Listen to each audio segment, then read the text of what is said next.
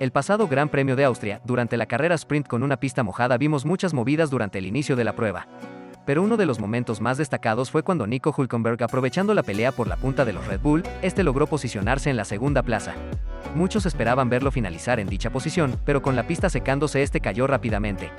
Lo vivido el sábado destacó uno de los anti-récords más curiosos del piloto alemán, pues lleva más de una década en la F1 y aún no ha podido subir al podio. Aunque el récord de Nico es una carga en su paso por la F1, hace parte de una lista de récords y marcas que han dejado algunos pilotos en la máxima categoría. Así que hoy te presento los récords más curiosos de la Fórmula 1. Antes de iniciar, te invito a suscribirte activando las notificaciones para conocer más datos e historias del mundo motor. ¿Se imaginan sancionar a un piloto a pocos segundos de debutar en la categoría? Pues esto le ocurrió a Sebastian Vettel. El piloto alemán debutó en un gran premio durante los entrenamientos libres del Gran Premio de Turquía de 2006, cuando todavía pilotaba para el equipo BMW Sauber. Solo tardó 6 segundos en ser sancionado. Nada más salir de boxes, Vettel superó el límite de velocidad permitido en el carril, por lo que le cayó una multa de la FIA. Es la sanción más rápida de la historia. Aún así, Vettel fue el más rápido de aquella sesión, cimentando una carrera que sería gloriosa en la máxima categoría. En la Fórmula 1 actual, donde la fiabilidad mecánica se ha llevado hasta el extremo, parece imposible que ocurra algo como lo que la lluvia provocó en el Gran Premio de Mónaco de 1996. Tan solo 3 coches consiguieron ver la bandera a cuadros, y eso que la carrera se acortó en 3 vueltas por límite de tiempo. De los 22 coches que tomaron la salida en Montecarlo, tan solo llegaron a la meta 3. Olivier Panis, que ganó su única carrera en la Fórmula 1, David Coulthard y Johnny Herbert, que completaron el podio y la prueba. Este evento será difícil de replicar en la máxima categoría, a menos de que se tenga una carrera tan caótica como esta. Andrea De Cesaris posee uno de los récords más turbios e imposibles de superar en la historia de la Fórmula 1. El italiano abandonó en 18 grandes premios consecutivos entre las temporadas 1985 y 1986. De Cesaris también tiene 2 récords particulares. Es el piloto que más veces se retiró en la categoría, con un total de 148, además era el piloto que más veces corrió en F1 sin llevarse una victoria con un total de 208 grandes premios. De Cesaris dejó huella en la Fórmula 1, aunque no muchos lo recuerdan de gran manera. Niki Lauda y Denny Hulme comparten un récord particular en Fórmula 1. Estos llegaron a ser campeones sin hacer ninguna pole en la temporada que ganaron. Lauda lo hizo en la temporada 1984, pilotando ya para McLaren, cuando le ganó el título a Alain Prost por solo medio punto. Lauda no solo no hizo ninguna pole ese año, sino que no la hizo en toda su trayectoria con McLaren. La última vez que salió primero en una carrera fue en 1978. En cuanto a Hulme, ganó el Mundial en 1967 pilotando para Brabham, pero solo hizo una pole en su vida y fue 6 años después, en la temporada 1973 corriendo para McLaren. Luca Badoer debutó en la Fórmula 1 en 1993, compitiendo intermitentemente en 5 temporadas entre 1993 y 1999, con un fugaz paso por Ferrari en el 2009. El piloto italiano que fue campeón de la Fórmula 3000 en 1992 llegaba a la máxima categoría con gran expectativa. Pero infortunadamente, lo que parecía un cuento de hadas terminó siendo una historia de terror. El italiano es el piloto que hasta la fecha ha competido en más grandes premios sin sumar en ninguno de ellos. Badoer compitió en 68 carreras en el Gran Circo. La carrera que más cerca estuvo en los puntos fue en el Gran Premio de Europa de 1999, cuando a falta de 13 vueltas su Minardi sufrió un daño de caja cuando marchaba en la cuarta casilla. Badoer en aquella carrera nos dejó una imagen dolorosa, cuando se puso al lado de su auto y lloró desconsoladamente por haber perdido una oportunidad de puntuar. Una imagen que le partió el corazón a más de un aficionado al mundo motor. Nico Hülkenberg llegó a la F1 en la temporada 2010. Desde el principio de su carrera demostró ser un gran piloto, pero infortunadamente cuenta con uno de los récords más particulares de la F1. El alemán, que ha pasado por Williams, Force India, Sauber, Renault, Racing Point, Aston Martin y actualmente corre en Haas, hasta la fecha no ha podido subir ni una sola ocasión en el podio. Nico siempre mostró un gran nivel en los autos que pilotó, pero no ha contado con la fortuna de lograr ese mínimo objetivo. Las 2 veces que estuvo cerca de subir al podio fue el Gran Premio de Brasil de 2012, que incluso lideró en parte de él, pero un choque con Hamilton y una sanción lo terminaría enviando al 5º puesto. Y la siguiente carrera que casi logra un podio fue en Alemania 2019, con su Renault marchaba tercero en una pista compleja por la lluvia, pero infortunadamente se saldría de la pista, lo que impediría llegar al podio. Acaba de finalizar las 24 horas de Le Mans. Una carrera titánica, llena de neutralizaciones, de salidas de pista, pero muchas emociones, que nos dejó muchos datos que deberías conocer. Así que hoy te presento 5 datos que dejó las 24 horas de Le Mans 2023. Antes de iniciar te invito a suscribirte activando las notificaciones para conocer más datos e historias del mundo motor. 1. Desde 1965 Ferrari no se llevaba esta carrera con el trío conformado por Antonio Giovinazzi, James Calado y Alessandro Pierguidi. El trío supo sortear los inconvenientes y el nerviosismo para llevarse esta victoria. La carrera del Hypercar 51 fue conservadora y muy inteligente, lo cual al final daría sus frutos. 2. Toyota perdió su invicto. Desde el año 2017 no había un ganador diferente a los nipones, aunque hicieron este año una muy buena carrera, solo les alcanzó para ser segundos. 3. Desde 2008 un italiano no se subía a lo más alto del podio en la carrera francesa. Con la victoria de Giovinazzi y Guidi con el Ferrari, rompen la sequía de italianos en lo alto del podio de Le Mans. La última vez Rinaldo Capello a bordo de Audi había sido ganador de esta carrera. 4. Inter Europol logra la primera victoria en Le Mans en la categoría LMP2 con los pilotos Albert Costa, Fabio Schever y Jakub Smiekowski. Mientras que en la categoría LMGT AM ganó Corvette Racing comandado por Nicky Katzberg, Ben Keating y el argentino Nicolás Barrone. 5. Aquí te tengo dos datos en uno. Michael Fassbender finaliza por segunda vez en Le Mans, logrando su mejor posición, arribando en el puesto 41 en carrera y 11º en su clase. Y la sorpresa del día junto a los ganadores fue el Camaro de Hendrick Motorsport comandado por Jenson Button, Jimmy Johnson y Mike Rockefeller finaliza en el puesto 39, siendo el primer NASCAR en finalizar en el Templo de la Resistencia. Una victoria total para este auto experimental. 29 de mayo de 1994. Después de 3 horas de carrera, Alonso Jr. cruzaba la meta detrás del safety car ganando su segunda Indy 500. Pero, esa fecha y esa victoria se convertirían en la manzana de la discordia para una categoría que estaba arrasando y amenazaba con convertirse en una de las más populares del mundo, incluso desafiando a la misma Fórmula 1. Así que hoy te presento la Kart, la categoría que desafió a la F1. Antes de iniciar, te invito a suscribirte activando las notificaciones para conocer más datos e historias del mundo motor. La Kart fue una categoría de monoplazas estadounidenses nacida en 1978. Esta nació después de la separación con la USAC, que era hasta ese entonces la mayor categoría de monoplazas en los Estados Unidos. Dicha separación se dio porque muchos dueños de equipos, y los mismos aficionados, consideraron que la USAC no era competente para organizar el campeonato de monoplazas en el país. Además, los equipos sabían que tenían el potencial para crear una mejor categoría y cobrar más por los derechos televisivos.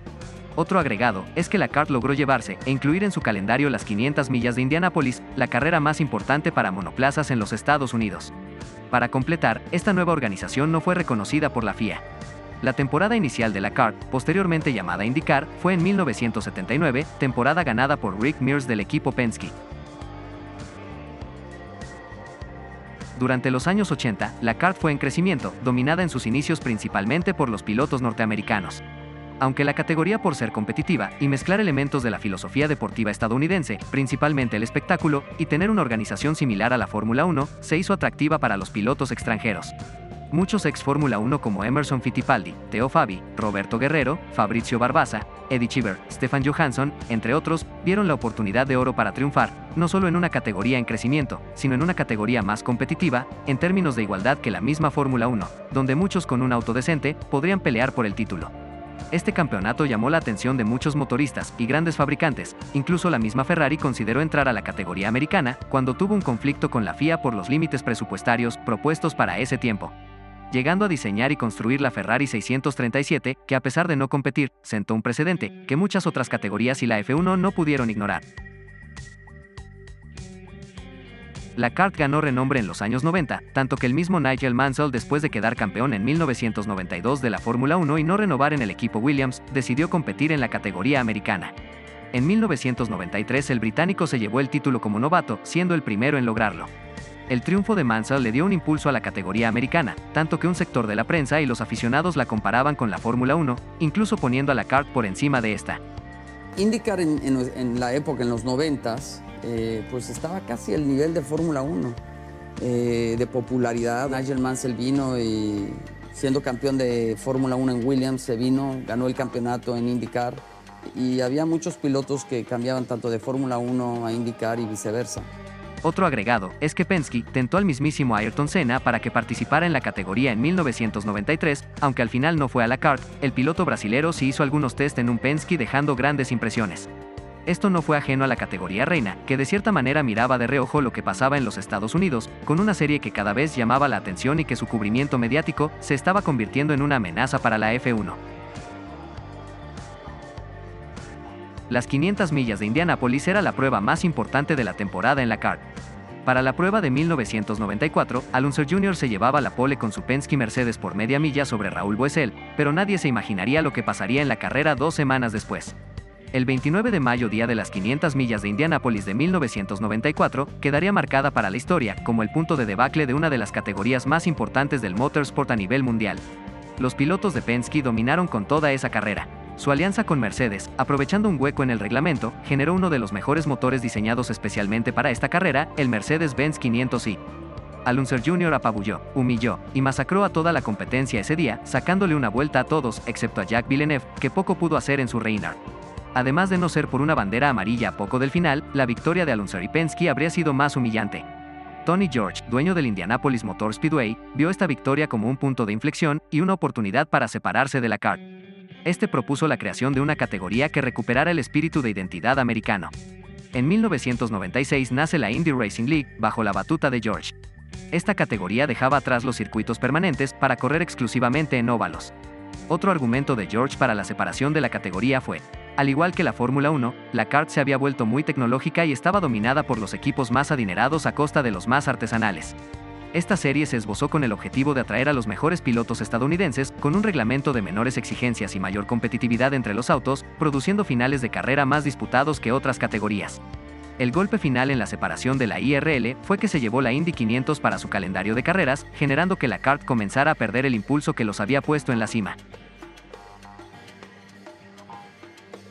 A pesar de la separación de la IRL, la kart gozó de un final de siglo y el inicio del nuevo, con un alto grado de popularidad, teniendo campeones de renombre como Alex Zanardi, Juan Pablo Montoya, Cristiano da Mata y Gil de Ferran. Muchos especialistas consideran que el fin de la kart comenzó en el año 2001, con la cancelación de la carrera en el Texas Motor Speedway por motivos de seguridad. Los dueños del óvalo demandaron a la categoría por incumplimiento de contrato, la cual tuvo que pagar una indemnización de más de $1 millón, además de perder muchos patrocinios por dicha demanda, dejando a la kart mal parada públicamente. Otro punto que sentenció a la kart fue la partida de equipos históricos de la categoría a la IRL, como Penske, Chip Ganassi, Green, entre otros. También perdieron varios óvalos importantes que saltaron a la categoría rival, incluso Honda y Toyota pasaron a la IRL, llamada IndyCar después del año 2003, dando los últimos retoques para la decadencia de la kart. En 2002, FedEx anunció el fin a su patrocinio como título de la serie kart al concluir la temporada. Debido a la pérdida de su patrocinador principal y 2 proveedores de motores, las acciones de kart se desplomaron. La organización se declaró en bancarrota en 2003, luego de terminada esa temporada, y los activos fueron objeto de liquidación, finalizando de esta manera la historia de la que sería la máxima categoría de monoplazas en los Estados Unidos. Aunque la categoría continuó con otros dueños, habían perdido su lugar contra la IndyCar como el máximo referente en Norteamérica.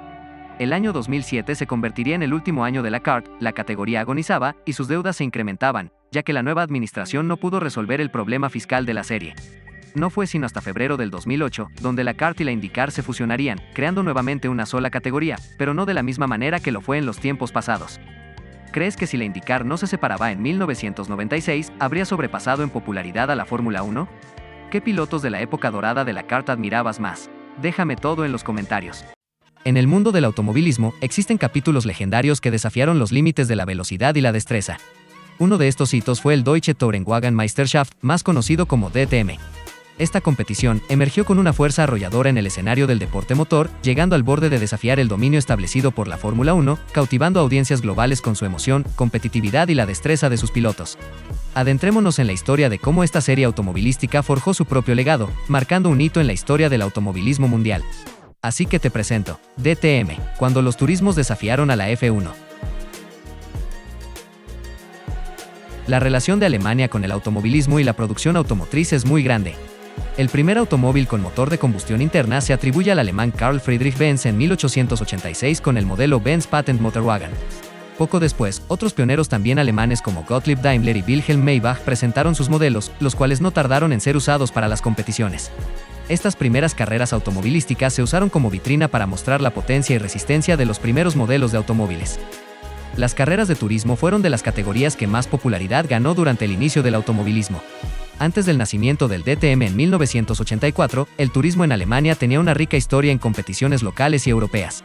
En la década de 1980, el automovilismo de turismos estaba experimentando un auge significativo en todo el mundo. En Europa, campeonatos como el Campeonato Europeo de Turismos eran populares, presentando una variedad de fabricantes y modelos compitiendo en circuitos emblemáticos como Nürburgring, Hockenheimring y Monza. En esa misma época, en América del Norte, las carreras de turismos también estaban ganando popularidad, con campeonatos como el Trans Am Series y el IMSA GT Championship, atrayendo a pilotos y fabricantes. Estas competiciones resaltaban autos de alto rendimiento basados en modelos de producción, lo que los hacía cercanos a los fanáticos.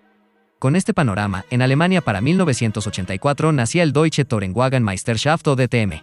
Este torneo sería homologado por la FIA, bajo las normas del Grupo A, los cuales solían ser autos de producción adaptados para la competición. Este tipo de homologación atrajo a varias marcas, lo que daría el impulso necesario para esta naciente categoría. La primera temporada del DTM fue ganada por el alemán Volker Strizek a bordo de un BMW 635 CS en 1984. Muchos expertos consideran a la década de 1980 como la edad dorada para el automóvil y el automovilismo. Las homologaciones creadas por la FIA en los grupos A, B y C, aparte de la naciente era turbo en la Fórmula 1, hizo que las grandes fábricas automotrices quisiesen sacar los autos de mayor calidad y potencia que se podían tener en el mercado. Este panorama fue beneficioso para el naciente DTM, pues grandes marcas en equipos privados fueron arribando a la categoría alemana, donde se vivían carreras llenas de alto nivel y luchas en pista. Además, esta serie comenzó a ser el trampolín de varios pilotos que llegarían más tarde a F1 como Gerhard Berger o Eric van de Poel, quien incluso llegó a ser campeón de la categoría alemana. Entre 1984 y 1991 marcas como Audi, Ford, BMW, Robert Vitesse y Volvo lograron sacar campeones impresionantes. Autos icónicos como el Ford Sierra RS500, el BMW M3 o el Audi V8 se quedaron en la retina de los espectadores no solo en Alemania, sino alrededor del mundo, quienes veían al DTM como una categoría de clase mundial. En el inicio de los 90, el DTM logró consolidarse como un campeonato de alto nivel que desafiaba la supremacía de la Fórmula 1 en términos de popularidad y atracción de marcas. El DTM se convirtió en un imán para grandes fabricantes como BMW, Mercedes-Benz, Audi, Alfa Romeo y otras marcas que buscaban destacarse en una categoría altamente competitiva. La intensa rivalidad entre estos fabricantes impulsó la innovación tecnológica en los turismos, llevándolos a niveles de rendimiento y desarrollo que en algunos aspectos rivalizaban con los autos de Fórmula 1 de la época. La llegada de marcas oficiales llevó a la categoría a reemplazar la homologación del Grupo A en 1993 por la clase 1 de mayor especificaciones y mejoras tecnológicas. El reglamento liberal generó un auge tecnológico increíble e inesperado, que los llevó a desarrollar valiosos aditamentos innovadores que tiempo después se incorporaron a los automóviles de calle, tal como antibloqueo de frenos, chasis de fibra de carbono y cajas de cambio semiautomáticas. Las batallas en la pista entre los pilotos de estas marcas no solo eran emocionantes, sino que también capturaban la imaginación de los fanáticos del automovilismo en todo el mundo. La cercanía de los autos del DTM con los modelos de producción los hacía aún más atractivos para el público, ya que podían identificarse fácilmente con los vehículos que veían en las calles compitiendo a altas velocidades en los circuitos. La popularidad del DTM en esos años no solo radicaba en las carreras emocionantes, sino en cómo lograba atraer y mantener el interés de las grandes marcas, convirtiéndose en un campo de batalla donde se demostraba la destreza técnica, la innovación y la pasión por el automovilismo. El DTM dejaría atrás la homologación del Grupo A para correr con las normativas clase 1, lo que permitiría a las marcas crear autos de mayor tecnología casi sin restricciones. Esto hizo que los costos se elevaran a niveles exorbitantes. Esto ponía a los DTM en la cima de los campeonatos de turismo a nivel internacional. Sin embargo, sería esto también lo que condenaría el futuro de la categoría, ya que el ímpetu por lograr mayor público para promocionar las marcas llevó a un mayor gasto para ganar. Las marcas alemanas Audi y BMW decidieron abandonarlo en 1993 y fundar una nueva categoría más económica llamada Super Tourenwagen Cup, pues veían con exageración los costos que llevaba el DTM. A pesar de estos traspiés, la categoría siguió creciendo pues comenzó a competir en lugares fuera de Europa, como Brasil y Japón, dándole un toque aún más internacional a la categoría. Aprovechando el alza de los presupuestos, hizo que la categoría cambiase de nombre de DTM a ITCC o International Touring Car Championship en 1995. Esta movida comercial buscaba terminar de posicionar a la serie como una de talla mundial, básicamente convirtiéndose, por decirlo así, en el Mundial de Turismo. A pesar del cambio de denominación, solo 3 marcas lograron mantenerse, estas fueron Mercedes, Opel y Alfa Romeo. En esa época, estos carros tenían incluso más eran unos monstruos de la Fórmula 1, superiores. Pero claro, esos carros eran muy superiores a un Fórmula 1 en tecnología. Es más, la FIA precisamente los restringió y los volvió DTMs, los devolvió a Alemania, porque así como iban a acabar con la Fórmula 1. Es que esto era absurdo, eran unos costos y era ridículo lo que tenía de tecnología esos carros. Imagine que usted podía setear el carro para cada curva, la suspensión no solo era activa, sino que se podía cambiar todo el setting del carro y usted graduaba el carro, era curva por curva, y le grababa en la memoria. Y el carro después en la carrera tenía un GPS y él sabía por dónde iba. Para cada curva cambiaba todo el setting del carro. Pero después del campeonato realizado en 1996, ganado por Manuel Reuter de Opel, esta última, junto a Alfa Romeo decidieron retirarse, dejando solo a Mercedes, que al ver que no tendría competidores decidieron retirarse también, poniendo fin en 1997 a una de las categorías más exigentes y competitivas de la historia del automovilismo. Tras el colapso de una categoría que en su inicio había servido no solo para fomentar el automovilismo en Alemania, sino que también como una fuente de éxito monetario para las marcas, los directores de las ramas deportivas de Mercedes-Benz, Opel y Audi se reunieron en 1998 y 1999 para reorganizar y revivir al DTM, con el objetivo de lograr una categoría tecnológica, competitiva, pero de costos razonables para poder invertir. El DTM de la era moderna comenzó a disputarse en el año 2000, posicionándose como la serie más importante a nivel mundial de automóviles de turismo. Aunque muchos expertos explican que este nuevo DTM no tiene la relevancia ni es competencia para categorías como la Fórmula 1 como lo llegó a ser su predecesora, sigue siendo un referente en el automovilismo mundial. ¿Crees que realmente el DTM desafió la popularidad a la Fórmula 1? ¿Qué autos de la edad dorada del DTM admiras más? ¿Y cómo te parece el DTM moderno? Déjame todo en los comentarios.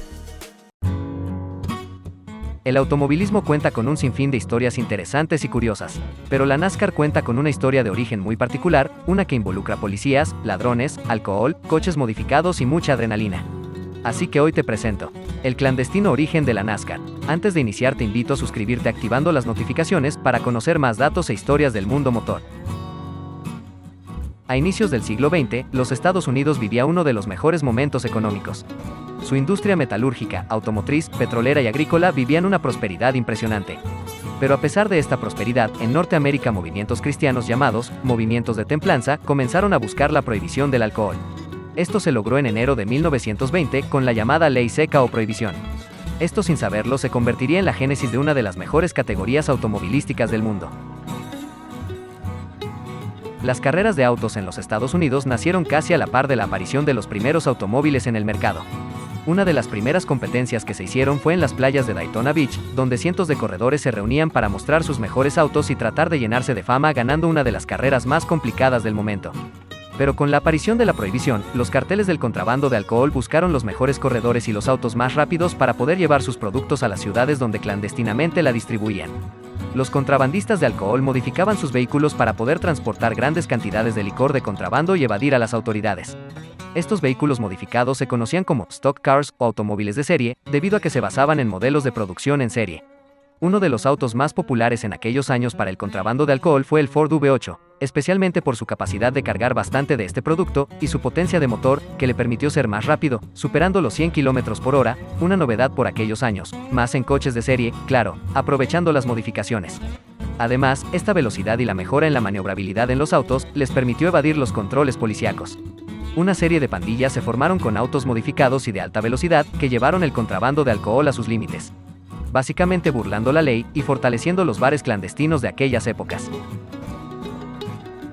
En un inicio la ley de la prohibición se tomó en algunos sectores como algo positivo. Pero con el pasar de la década de 1920, el aumento de la criminalidad, el contrabando y las pandillas ilegales alrededor del alcohol hizo que entre el público se comenzara a perder el entusiasmo ante la ley. Aparte que la crisis económica de 1929 fue otro detonante para desestimar la ley seca. Para 1933 se derogó la prohibición de la producción y venta de alcohol, lo que permitió disminuir la criminalidad y el contrabando a números previos a la ley. Después del fin de la ley seca en 1933, muchos de estos conductores de stock cars comenzaron a competir entre ellos en carreras no oficiales en áreas rurales de los Estados Unidos. Estas carreras informales y clandestinas eran muy populares y atraían a multitudes de espectadores. En 1947 se fundó la National Association for Stock Car Auto Racing, o NASCAR, con el objetivo de organizar y regularizar las carreras de stock cars. La primera carrera oficial de la NASCAR se llevó a cabo en el Charlotte Speedway en 1948. La serie se expandió rápidamente y atrajo a pilotos y equipos de diferentes partes del país. A lo largo de los años, la NASCAR ha experimentado cambios significativos en términos de reglamentos, tecnología y popularidad. Se han establecido múltiples divisiones y categorías dentro de la NASCAR y se han construido numerosos circuitos y óvalos para albergar las carreras. Hoy en día, la NASCAR es reconocida como una de las principales organizaciones de automovilismo en los Estados Unidos y ha ganado seguidores en todo el mundo. Aunque ha evolucionado desde sus humildes comienzos en las carreras clandestinas de Stock Cars, todavía se mantiene fiel a su herencia y al espíritu de competencia en vehículos modificados. Si te gustó el video, no olvides dejar tu like y suscribirte a mi canal activando las notificaciones para conocer más datos del mundo motor. También te invito a seguirme en mis redes sociales, donde publico contenido constantemente. Un agradecimiento especial a Lord Oscar 7, quien colaboró en el guión y la edición de este video. Si te interesa el mundo de F1 Challenge, visita su canal, el link lo dejaré en la descripción. No siendo más, me despido. Un saludo a todos. Hasta la próxima. La Fórmula 1 está llena de carreras memorables, algunas increíbles, y otras fuera de este mundo, cuyos ganadores dejaron huella en la historia de la máxima categoría. Pero, infortunadamente, el Gran Circo cuenta con carreras bochornosas que han puesto en vergüenza a la F1. El Gran Premio de los Estados Unidos del año 2005 está catalogada como la peor carrera de la historia de la Fórmula 1. Te invito a conocer qué pasó en ese Gran Premio. Así que hoy te presento el Gran Premio de la Vergüenza. Antes de iniciar, te invito a suscribirte activando las notificaciones para conocer más historias del mundo motor. La temporada 2005 fue una campaña de transición que traía muchos cambios y buscaba mayor competitividad entre los equipos después de 6 temporadas de dominio de la escudería Ferrari. Para esta temporada llegaron varios cambios, como la duración de 2 fines de semana de los motores, cambios aerodinámicos que buscaban mayor cantidad de sobrepasos, primando el espectáculo. Y el mayor de los cambios fue que en esta campaña se prohibía el cambio de gomas en la parada en los pits, por lo cual debían durar toda la carrera con un mismo juego de llantas. Esta norma había beneficiado a los equipos que calzaban Michelin, especialmente Renault y McLaren, que previo al Gran Premio de los Estados Unidos de ese año se habían llevado las 8 fechas que se habían disputado hasta ese momento, con 5 victorias para Renault y 3 para el equipo de Watkins. Los equipos que montaban Bridgestone, el otro proveedor de neumáticos de la categoría, estaban pasando un mal momento. Ferrari, que era su equipo principal, no había podido adaptar su auto al nuevo reglamento, y las gomas no eran lo suficientemente rápidas para luchar contra las Michelin. Aparte de tener tan solo 3 equipos clientes que tampoco podían luchar contra el resto que calzaban las gomas francesas. El Gran Premio de los Estados Unidos era la 9ª prueba de la temporada 2005 de F1. La atención se centraba en la lucha por el campeonato, que tenía de líder a un sorprendente Fernando Alonso con Renault, y con Kimi Raikkonen, que, a pesar de estar a 22 puntos del asturiano, venía descontando con fuerza, incluso era el ganador de la fecha previa en Canadá. En las prácticas libres del viernes para la carrera en el Indianapolis Motor Speedway, lideradas por los McLaren de Montoya y Raikkonen, varios pilotos sufrieron incidentes con sus gomas. Esto prendió las alarmas de los equipos que montaban las gomas Michelin, pues estos estaban sufriendo desgaste excesivo y pinchazos constantes en el circuito.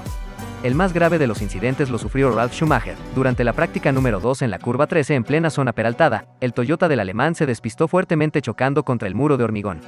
Afortunadamente, Ralf pudo salir por sus propios medios, pero los médicos, viendo la gravedad del golpe, no le permitieron correr al menor de los Schumacher en el resto del fin de semana. Michelin mostró su preocupación, pues no entendían por qué sucedía esto. Aunque la clasificación se llevó con normalidad, dejando una pole impresionante de Jarno Trulli de Toyota, la casa francesa de neumáticos no estaba segura de que sus gomas fueran seguras para completar la carrera. En una carta dirigida a Charlie Whiting, director de carrera de la FIA, los representantes de Michelin, Pierre Dupasquier y Nick Sorrock, revelaron que no conocían la causa de los fallos de los neumáticos de Toyota, y que a menos que la velocidad de los vehículos pudiese ser disminuida en la curva 13, Michelin no podría garantizar el buen funcionamiento de los neumáticos durante más de 10 vueltas. En la mañana de la carrera, los equipos de la parrilla se reunieron para poder dar una solución, ya que las gomas no soportaban la carga aerodinámica de esa zona del circuito. Se hicieron varias propuestas, como reducir la velocidad sobre la zona aperaltada, o hacer cambios de gomas cada 10 vueltas, lo que estaba prohibido en el reglamento, o la más solicitada, que era instalar una chicana en esa zona del circuito para así prevenir problemas de seguridad. Pero todas estas propuestas fueron rechazadas por la FIA y Ferrari, quien no estaba de acuerdo con las mismas. Incluso, Max Mosley, presidente de la FIA por ese entonces, mencionó que si se aplicaba cambios al circuito, o se tomaba cualquier decisión como una carrera fuera del campeonato, habría represalias fuertes contra la organización de la carrera y los equipos de que saltaran las reglas con cambios de gomas. Después de las reuniones previas, y al no haber solución, los equipos con gomas Michelin, después de la vuelta de calentamiento, entraron al box para no competir en la carrera. Al haber tenido que parar, ¿no? Ahora, Ferrari contesta a esto. Ya van a boxes, Están todos a boxes.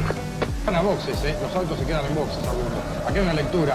A Michelin sabe que su producto no llega, y acá 3 vueltas, se va a alargar. Allí será oficialmente la largada. Miren cómo partieron las Ferrari adelante, los Jordan y los Minardi.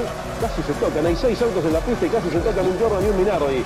Parece increíble. Allí vienen para la curva número 1 con Schumacher, Barrichello y los usuarios de Michelin. Bien, gracias, allí están. Esto dejaba un hecho insólito en la categoría, pues solo quedaron 6 autos que eran calzados por Bridgestone, los cuales eran Jordan, Ferrari y Minardi, siendo hasta ahora la carrera que menos autos ha tenido en la grilla de la F1. Después de un gran premio soso, con solo 6 autos dando vueltas por el circuito, Michael Schumacher se llevaría la victoria, seguido de Rubens Barrichello, y con un feliz Thiago Monteiro que por la situación de los Michelin, llevó a su débil Jordan al podio, siendo el último podio que obtendría la escudería irlandesa en la máxima categoría. Esto causó indignación, abucheos de los asistentes, e incluso la máxima vergüenza de la categoría.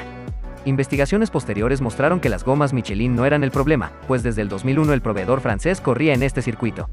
El mayor problema es que los datos que tenían eran obsoletos, y no se pudieron ajustar a la actualidad por ese entonces del circuito, generando estrés por las altas velocidades en la zona peraltada que hacen parte del óvalo de Indianápolis. Otro factor que incidió en la falla de las gomas Michelin en esa temporada es que previo a las 500 millas de Indianápolis de ese año, la zona del óvalo fue reasfaltada, con el fin de mejorar el drenaje del mismo en caso de lluvia. El problema con este punto es que en el Indianapolis Motor Speedway no se podían hacer pruebas de la F1, lo que evitó que Michelin pudiese adquirir la información necesaria previo a la carrera del 2005. En el caso de Bridgestone contaron con la ventaja de los datos, ya que su filial Firestone es proveedor de la IndyCar desde el año 2000 y que corre la Indy 500. Esto le permitió a la goma japonesa estar preparada para correr sin problema en el circuito, siendo esta la razón primordial de la negativa de Ferrari a las propuestas de los demás equipos calzados con la goma francesa para el Gran Premio de ese año, ya que esa ventaja no la querían perder. La pregunta que surgió previo a la carrera era saber por qué los equipos calzados con Michelin habían tomado la decisión de no correr. No fue sino una vez que se dio inicio a la carrera que los asistentes a la misma, y los televidentes a nivel mundial, se enteraron de todo lo que sucedió en las reuniones previas al Gran Premio. Muchos pilotos calificaron al Gran Premio como una farsa. David Coulthard, piloto de Red Bull en 2005, mencionó: "Esto siembra un manto de duda sobre el futuro de la carrera en Estados Unidos". El dueño de Minardi por ese entonces, Paul Stoddart, reveló tras el Gran Premio que todos los equipos, salvo Ferrari, acordaron el no participar en la misma, y que si Jordan no hubiera cambiado de parecer en el último minuto, Minardi también hubiese boicoteado la carrera. Stoddart también indicó que, a pesar de que el fallo de Michelin al no haber provisto neumáticos confiables fue el detonante de los eventos ocurridos en la carrera, el australiano culpaba del fracaso para alcanzar un acuerdo a Max Mosley y a la FIA, señalando también como culpable parcial al director del equipo Ferrari, Jean Todt. Stoddart incluso pidió la renuncia de Mosley. Estas declaraciones aumentaban las tensiones de los equipos y el ente rector de la categoría, incluso con amenazas de armar una categoría paralela, amenaza que en años posteriores tomaría más fuerza. Como consecuencia a lo ocurrido en el Gran Premio, Michelin tuvo que reembolsar varias entradas para la carrera de la siguiente temporada. También el neumático francés dejó la F1 en 2007, pues no se pudo reponer de este escándalo. Además, la F1 después del 2007 no correría más en el circuito interno de Indianápolis, dejando los Estados Unidos hasta el 2012, cuando la categoría llegaría al circuito de las Américas en Austin, Texas. El automovilismo mundial cuenta con grandes categorías y carreras legendarias, donde muchos pilotos año a año buscan dejar sus nombres para la posteridad. Pero hay un trío de carreras que se convirtieron en un reto y en el deseo de muchos pilotos, como un premio a su habilidad y su versatilidad al volante, que de lograrlas quedarían en el pedestal del mundo motor. Así que hoy te presento la triple corona del automovilismo mundial. Antes de iniciar, te invito a suscribirte activando las notificaciones para conocer más datos e historias del mundo motor. La triple corona del automovilismo es un término que se utiliza para referirse a la victoria en 3 de las carreras de automovilismo más prestigiosas y emblemáticas del mundo: las 24 horas de Le Mans, el Gran Premio de Mónaco de Fórmula 1 y las 500 millas de Indianápolis. Al no ser un premio oficial, muchos consideran que también sería ganador quien sea campeón mundial de la F1 y conquiste las otras 2 pruebas. Ganar la triple corona es considerado uno de los mayores logros en el automovilismo, ya que estas 3 competiciones representan diferentes disciplinas y desafíos dentro del deporte. Cada una de ellas tiene su propio carácter y exigencias técnicas, lo que hace que la conquista de las 3 sea un objetivo sumamente difícil de alcanzar. Como mencionaba inicialmente, este logro está compuesto por 3 de las carreras más emblemáticas del mundo motor. Las 24 horas de Le Mans es una carrera de resistencia que se celebra anualmente en el circuito de la Sarthe, en Francia. Los equipos y pilotos compiten durante 24 horas ininterrumpidas, enfrentándose a desafíos de velocidad, durabilidad mecánica y estrategia táctica, sin contar con las inclemencias del tiempo, pues suele ser muy cambiante. La victoria en Le Mans es uno de los logros más codiciados en el automovilismo. Los equipos y pilotos que consiguen alzarse con la victoria se convierten en leyendas y tienen su lugar asegurado en la historia de la carrera. Las 24 horas de Le Mans son una verdadera prueba de resistencia, habilidad y estrategia para los pilotos y equipos. Atrae la atención de aficionados de todo el mundo y se considera uno de los eventos más importantes y emocionantes en el calendario del automovilismo. El Gran Premio de Mónaco de Fórmula 1 es una de las carreras más antiguas y famosas del campeonato de Fórmula 1. Se disputa en las calles de Montecarlo, en un circuito urbano estrecho y sinuoso. La habilidad para manejar en espacios reducidos y la precisión en cada curva son clave para obtener la victoria. Mónaco es conocido por su lujo y su ambiente exclusivo, y el Gran Premio no es una excepción. La carrera atrae a celebridades, personalidades influyentes y aficionados de todo el mundo, convirtiéndose en un evento social de alto perfil. La combinación de la emoción de las carreras y el ambiente elegante y sofisticado hacen del Gran Premio de Mónaco una experiencia única. A lo largo de los años, el Gran Premio de Mónaco ha sido escenario de momentos inolvidables en la historia de la Fórmula 1. Desde adelantamientos audaces en las calles estrechas hasta accidentes espectaculares y victorias dramáticas, la carrera ha dejado su huella en el automovilismo. La victoria en el Gran Premio de Mónaco es altamente valorada y codiciada por pilotos y equipos. Agregar una victoria en Mónaco a su currículum es considerado un logro destacado y un testimonio de habilidad y valentía en el mundo motor. Las 500 millas de Indianápolis es una legendaria carrera de automovilismo que se lleva a cabo en el óvalo del Indianapolis Motor Speedway, en los Estados Unidos. Esta prueba es famosa por su alta velocidad y sus peligrosos adelantamientos, donde los pilotos alcanzan velocidades extremas mientras se conduce en círculos durante 500 millas, aproximadamente 805 kilómetros. La Indy 500 presenta desafíos únicos para los pilotos debido a su naturaleza de óvalo. La alta velocidad, las velocidades de entrada y salida de las curvas y la necesidad de sortear a otros competidores en estrechas líneas rectas hacen que la carrera sea emocionante y altamente técnica. Ganar la Indy 500 es el sueño de todo piloto de carreras. La victoria en esta icónica competencia otorga un estatus legendario y un lugar destacado en la historia del automovilismo. A lo largo de los años, la Indy 500 ha sido escenario de momentos emocionantes y memorables. Desde finales de carrera dramáticos y adelantamientos espectaculares hasta accidentes impactantes y victorias sorprendentes, la carrera ha dejado una huella imborrable en el automovilismo. La dificultad de ganar cada carrera de manera individual es muy alta, ya que se requiere de muchas condiciones que inciden para lograr la victoria en cada una de estas pruebas. Por esta razón, hasta la fecha la Triple Corona cuenta con un rey absoluto. Este es el británico Graham Hill. Hill ganó la Indy 500 en 1966, las 24 horas de Le Mans en 1972 y el Gran Premio de Mónaco en 5 ocasiones, entre 1963 y 1969. Un apunte que se debe agregar es que el británico apenas hasta su 10º intento pudo llevarse las 24 horas de Le Mans, por eso la proeza de Hill es poco replicada, pues no es fácil poder llevarse dicho triunfo. Otros pilotos que destacaron, pero les faltó uno de los triunfos para completar la Triple Corona fueron los siguientes. El Gran Tazio Nuvolari, que se llevó Mónaco en 1932 y Le Mans en 1933. A.J. Foyt se llevó 4 veces la Indy 500 entre 1961 y 1977, además de las 24 horas de Le Mans en 1967. También podemos agregar otros grandes ganadores como Bruce McLaren, Jochen Rindt y Maurice Trintignant, que dejaron su huella en el automovilismo, pero les faltó a cada uno de ellos la Indy 500, principalmente porque los europeos no solían competir en esta carrera cuando perteneció al calendario de la F1. En la actualidad solo 2 pilotos pueden tratar de igualar el gran logro de Hill, siendo el español Fernando Alonso, el cual le falta la Indy 500, y el colombiano Juan Pablo Montoya, quien le falta ganar Le Mans en la tabla general. Aunque hay que mencionar que Montoya ganó Le Mans en la serie LMP2 Pro-Am, siendo un logro muy valorado, ya que todas las categorías que compiten en la prueba francesa son de alto nivel, y es muy fácil fallar en el intento. Dependiendo de la categoría, también se les conoce como Triple Corona, a las carreras más clásicas y complejas del calendario regular del mundo motor. El ejemplo lo tenemos con la Triple Corona de la Resistencia, que incluye las 24 horas de Daytona, las 12 horas de Sebring y las 24 horas de Le Mans. Solo 12 pilotos han podido llevarse estos triunfos, donde destacan nombres como Jacky Ickx, Phil Hill, Dan Gurney, Jackie Oliver y A.J. Foyt. Algunos expertos mencionan que la F1 también tiene su Triple Corona. Principalmente se da a quienes ganan en las 3 principales catedrales de la F1 como Monza, Mónaco y Silverstone. Aquí encontramos nombres como Juan Manuel Fangio, Lewis Hamilton, Michael Schumacher, Ayrton Senna, Juan Pablo Montoya, Jackie Stewart, David Coulthard entre otros, aunque la lista no es muy larga, ya que Mónaco no participó en algunas ediciones, además Gran Bretaña e Italia alternaron algunas carreras con otros circuitos. La Triple Corona del automovilismo sigue siendo un objetivo inspirador y un sueño para muchos pilotos. La combinación de habilidad, determinación y suerte necesaria para ganar estas 3 carreras es lo que hace que este logro sea tan especial. Hoy en día, el desafío de la Triple Corona sigue presente. Varios pilotos de renombre han expresado su deseo de perseguir este logro excepcional y dejar su huella en la historia del automovilismo.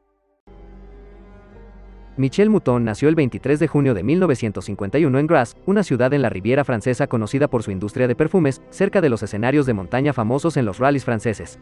Hija de padres dedicados al negocio de las flores y los perfumes, Michel Mouton en su niñez se caracterizó por ser una chica intrépida, pero muy dedicada a sus labores escolares. Después de graduarse de la secundaria, Mouton comenzó a estudiar Derecho, pero pronto dejaría sus estudios y se concentraría en una carrera como piloto de rallies. Su primera participación en el Mundial fue como copiloto en el Rally de Montecarlo de 1973, hecho que repetiría en 1975. Como piloto se estrenaría en el Campeonato Mundial de Rally en el Tour de Córcega el 30 de noviembre de 1974. Desde el 74 hasta 1980, Michelle participó de manera esporádica en el Mundial de Rally. En 1981 fue fichada por Audi Sport para probar el nuevo modelo, el Audi 4 Sport del Grupo 4, con el revolucionario sistema de tracción en las 4 ruedas, para secundar a Hannu Mikkola en la búsqueda del título mundial. En su primer año completo, entró en la historia del Campeonato Mundial de Rally al ser la primera mujer en ganar una fecha del Campeonato Mundial. Esta victoria fue en el Rally de San Remo, en octubre de ese año. En 1982 Michelle iniciaba su segunda temporada completa, la cual no se imaginaría que sería histórica. Después de un inicio flojo en el Rally de Montecarlo y Suecia, se llevaría las victorias en el Rally de Portugal, Grecia y Brasil, dejándola a tiro por el Campeonato Mundial. Sin embargo, las inconsistencias del auto le impidieron lograr el máximo objetivo. Mouton perdió el campeonato en Costa de Marfil cuando venía peleando la carrera con el líder Walter Rohrl, al ser informada durante el transcurso de la misma del fallecimiento de su padre. Podría haber sido campeona mundial sin lugar a dudas, pero aún así se llevó el subcampeonato siendo el mejor lugar en la historia del campeonato mundial para una mujer. En 1986, ganó el Campeonato de Alemania de Rally y tras el anuncio de la prohibición de los automóviles del Grupo B, Mouton decidió poner fin a su carrera deportiva, para dedicarse a la vida familiar. Reapareció en algunas carreras regionales entre el 2000 y el 2007. En 2011 Mouton es designada directiva del WRC, nombrada por el entonces presidente de la FIA Jean Todt. Su principal labor sería la de supervisar el campeonato y, entre otras cosas, la seguridad, el calendario y el reglamento. Mouton dejó marca en el automovilismo, sobre todo en la época dorada de los rallies. Latinoamérica y la Fórmula 1 han tenido una relación muy estrecha desde el inicio de la categoría. El continente ha aportado a la Gran Carpa con excelentes circuitos y un gran número de pilotos que se han destacado en todas sus eras. Pero en el siglo XXI ha carecido de participación de latinoamericanos en la Gran Carpa. Algunos por no poder destacar en las categorías inferiores ligadas a la F1 y otros por no tener los patrocinios necesarios para tener un asiento en la Gran Carpa. Eso no ha impedido ver a grandes pilotos latinoamericanos que en este siglo han deslumbrado con su talento y sus resultados. Así que hoy te presento los 5 mejores pilotos latinoamericanos de la F1 en el siglo XXI. Antes de iniciar te invito a suscribirte activando las notificaciones para conocer más datos e historias del mundo motor. Desde el inicio de la Fórmula 1, 74 pilotos latinoamericanos han intentado clasificarse a algún gran premio, de los cuales 70 lo lograron. En el siglo XXI, 19 pilotos latinoamericanos lograron clasificarse para competir en alguna carrera del campeonato o compitieron una temporada completa. Colombia, Argentina y Venezuela compitieron con un solo piloto, México lo hizo con 2 pilotos, mientras que Brasil lo hizo con 15 en este siglo. Debo mencionar que basado en estos datos, resultados, entre otros ítems, propuse el top que verás a continuación. El piloto venezolano debutó en la máxima categoría en el 2011 junto a Williams. Llegó a la F1 en parte por el dinero puesto por la petrolera estatal de su país PDVSA y como campeón de GP2 en el año 2010. Compitió en 96 grandes premios y se retiró a finales de 2015 con el equipo Lotus. En su paso por la F1, el nacido en Maracay ganó solo un gran premio, en España 2012. Pero a pesar de esta victoria, Maldonado fue muy criticado en la categoría, principalmente por ser excesivamente agresivo y desconcentrarse fácilmente en momentos importantes de las carreras, incluso estando en muy buenas posiciones. En mi opinión, Maldonado tenía potencial, algo que se vio en la temporada 2012, donde muchas veces clasificó en buenas posiciones con un auto no tan potente, pero al mismo tiempo, fue inconsistente en momentos determinantes. Otro punto en contra del venezolano fue que perdió contra todos sus compañeros de equipo, salvo con Bruno Senna, gracias a la victoria en España. Pienso que Pastor pudo haber dado mejores resultados, y a pesar de las contrariedades, ha sido de los pocos que ha podido subirse a lo más alto del podio por Latinoamérica en este siglo. El paulista debutó en la Fórmula 1 en 1993 a los mandos de un Jordan, pasando también por Stewart en los años 90. No sería hasta el año 2000 que llegaría a un equipo de punta como Ferrari, donde obtendría la mayoría de sus grandes logros, incluso su primera victoria. Su estancia en Ferrari suele ser recordada por ser el escudero del Kaiser Michael Schumacher, en la mejor etapa del cabalino rampante. Debo resaltar que Rubens fue un gran piloto, pero nunca se convirtió en una opción real para lograr un campeonato del mundo, a pesar de contar con 2 de los mejores autos de la historia de la F1 como la Ferrari F2002 y F2004, con los cuales el brasilero logró sus únicos subcampeonatos.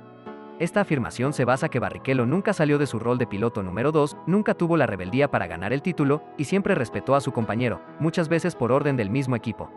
La imagen más recordada de su paso por Ferrari fue el momento en que le regaló la victoria a Schumacher en el Gran Premio de Austria del 2002, quedando demostrado de una manera certera su lugar en el equipo. Para mí, este fue el momento más bajo del brasilero en su paso por la máxima categoría. Barrichello obtuvo grandes logros, pero su estancia con Ferrari y lo vivido en la escuadra italiana marcó su paso por la Fórmula 1. El mexicano debutó en la F1 en el 2011 con el equipo Sauber y actualmente corre con la poderosa escudería Red Bull. Pérez, al igual que Maldonado, llegó a la máxima categoría con un fuerte apoyo del grupo económico de Carlos Slim. Con la salvedad comparativa, es que Checo ha sabido ser un piloto consistente, veloz y muy técnico, algo que han destacado desde la prensa especializada. Aunque gran parte de su trayectoria estuvo en escuadras de media tabla, el mexicano desde la llegada a Red Bull ha sabido adaptarse y mostrar su potencial logrando excelentes victorias y muy buenos resultados. Pero también se debe reconocer una situación. Para nadie es un secreto que Pérez, a pesar de ser muy talentoso, fue contratado para ser el segundo piloto en la escuadra de la bebida energética. Ya que Max Verstappen es el líder del equipo y que ha sido preparado por la misma escudería para llevarse la máxima corona. Esto es un lastre complicado, pues el entorno del equipo austriaco gira alrededor del neerlandés, lo cual complica las posibilidades de que el mexicano pueda triunfar como él lo desea. Este tipo de situaciones hace que no falten las comparaciones con pilotos como Rubens Barrichello, que fueron solo aliados y meramente escuderos de su piloto líder. Checo ha tenido muchos chispazos que hacen pensar que no viviría la misma situación, pero todo depende de él mismo y de la rebeldía que pueda tener, ya que a diferencia de los pilotos de esta lista, es el que mejor auto tiene a su disposición. Y es una oportunidad que no debería desperdiciar. Con lo dicho anteriormente, quizás su puesto en esta lista podría cambiar en un futuro. Creo que muchos se preguntarán, ¿por qué pongo al brasileño en segundo lugar si estuvo a punto de ser campeón del mundo? Realmente fue difícil para mí dejar a Massa en el segundo lugar de esta lista, fácilmente por su logro en 2008 pudo quedar en el primer lugar. Pero ese es el problema, Massa aparte de esa temporada queda corto en resultados. Perdió en 12 de las 15 temporadas que compitió con sus compañeros de equipo, muchas veces por amplio margen como lo visto en las temporadas 2010 o 2012, donde el brasilero estuvo bastante deslucido. Massa debutó en 2002 con el equipo Sauber con el cual corrió hasta 2005, llegando a Ferrari en la temporada 2006. En 2014 arribó a Williams con los que finalizaría su trayectoria en el Gran Circo en el 2017. La mejor época de Massa fue entre 2006 y 2008 con Ferrari. En esas temporadas alcanzó 11 victorias, quedando a las puertas del título en la temporada 2008, perdiéndolo por un punto en la última carrera de esa campaña. En mi opinión, pongo a Massa por encima de pilotos como Barrichello, quien también pasó por Ferrari, porque este trató de pelear por un título. A pesar de contar con duros compañeros como Schumacher, Raikkonen y Alonso, este tuvo un toque de rebeldía en búsqueda de la gloria personal, así fuese en una sola ocasión. También pienso que el piloto paulista perdió gran parte de su nivel después del accidente sufrido en la clasificación del Gran Premio de Hungría de la temporada 2009. Este accidente le costó mucho al brasileño no solo en lo físico, sino en lo mental, ya que Massa no volvió a ser el mismo comparado con otras campañas. El nacido en Bogotá llegó a la Fórmula 1 en 2001 con el equipo Williams, después de pasar por la CART, donde quedó campeón en su temporada debut en 1999, aparte de ganar las 500 millas de Indianápolis en el año 2000. Montoya desde que arribó a la máxima categoría mostró su temple y su hambre de gloria rápidamente, si no hay que recordar la tremenda presentación que se dio a sí mismo en el Gran Premio de Brasil de 2001, donde tomó la punta con un auto muy inferior ante la poderosa Ferrari de Michael Schumacher. El colombiano se adaptó rápido a la F1, ya que en la quinta prueba se había subido al podio, en la 12ª prueba ya había logrado una pole, y 15 grandes premios también bastaron para lograr su primera victoria. La mayor desventaja del colombiano en su paso por la Fórmula 1 fue la falta de fiabilidad en sus autos. Si no hay que ver su primera temporada, que de 11 retiros, 8 fueron por fallas mecánicas, especialmente en el motor. Este problema también pasó factura en la temporada 2003, donde por errores principalmente del equipo y del auto, no pudo alzarse con el triunfo de esa temporada, a pesar de contar con el segundo auto más rápido de la parrilla. Montoya estuvo en la lucha por el campeonato hasta la penúltima prueba, en una temporada que mostró todo su talento, siendo la última ocasión que Williams pudo luchar por un campeonato de la F1. Otro atenuante es que al igual que la mayoría de los pilotos de esta lista, Montoya fue contratado para ser el segundo piloto de Williams, pues el contrato con BMW exigía que se debiera tener un piloto alemán en la plantilla, y siendo Ralf Schumacher el hermano del Kaiser quien tenía el rol de piloto principal. Pero esto no fue un impedimento para el colombiano, ya que sin importar quién fuese su compañero, o el apellido que tuviese, este logró superarle en las temporadas que compartieron. La etapa final de Montoya en la F1 fue con McLaren, donde pudo realizar grandes actuaciones, pero la pelea interna con su jefe Ron Dennis hizo que el colombiano decidiese terminar su vínculo antes de tiempo para buscar nuevos retos en el automovilismo. Montoya ocupa la primera posición de este top, pues siempre buscó la manera de luchar por un campeonato en una era dominada totalmente por Ferrari y Michael Schumacher. pero la falta de un buen auto y algo de suerte no pudo lograr el tan anhelado título. Un agregado final es que Montoya dejó huella en la máxima categoría, más que incluso Felipe Massa, que estuvo cerca de ser campeón del mundo. Hoy se le considera uno de los mejores pilotos que ha pasado por la F1, calificándole como agresivo, fuerte y muy rápido. ¿Estás de acuerdo con la lista? ¿Cuál sería el orden para ti de este top?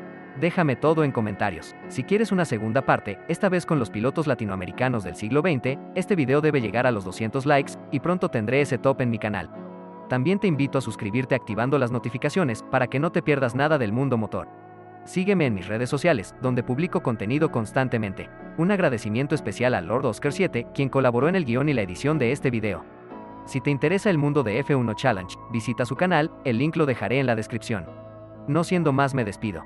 Un saludo a todos, hasta la próxima.